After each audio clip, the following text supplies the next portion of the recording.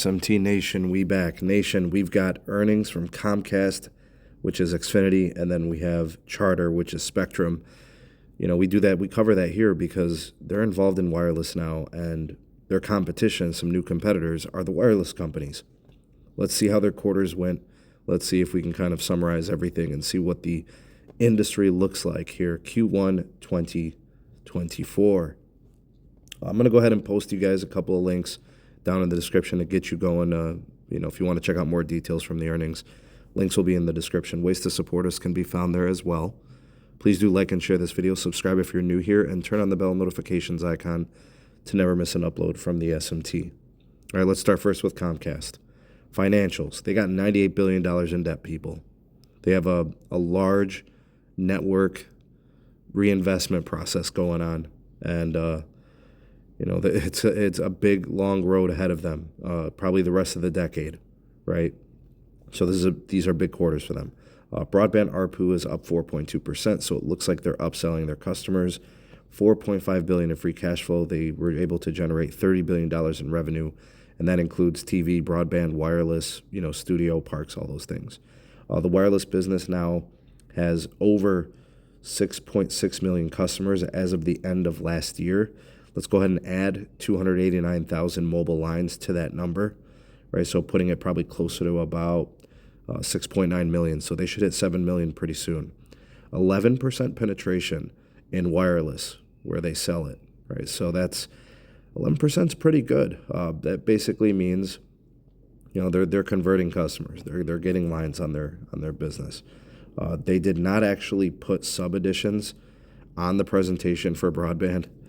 Verizon and T-Mobile Home Internet are absolutely destroying them. And the reason, guys, Comcast lost over 500,000 broadband subscribers. Their core business, home broadband, lost 500,000 subs.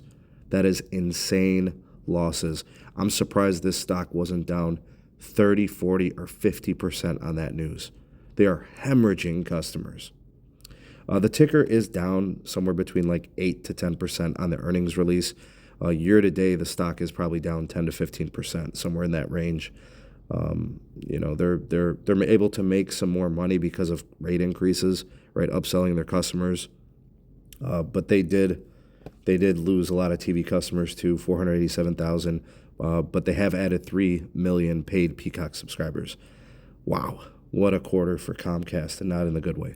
All right, let's transition over to Charter Spectrum.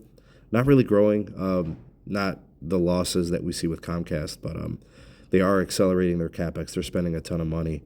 Some interesting quotes from the CEO. "We will not provide a timeline on getting back to broadband growth." Oh, no. Another quote, "Cell phone internet is nibbling at the low end." That's an old quote, whatever that means. The broadband ARPUs are up 1.4%. Looks like the rural and new market expansion, those BEAD regions where they get those bucks, has resulted in a 2% growth in subscribers in those areas. That's nice, I guess.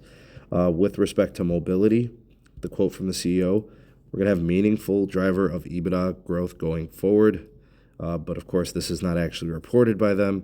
And of course, the record low churn, another one of those things they don't report, they just say it. Free lines will continue. Now they're going to probably include ACP in that way. These cable operators are hilarious. They say things like little to no impact. I don't know what the hell they're trying to prove. Anyways, broadband subscribers, they had a loss of 72,000. Wireless subscriber additions, plus 486,000. They now have 8.3 million total lines on their service. Not sure how many of those are paid versus free. Able to generate $13.7 billion in revenue. $2.8 billion CapEx. They were only able to generate $358 million in free cash flow.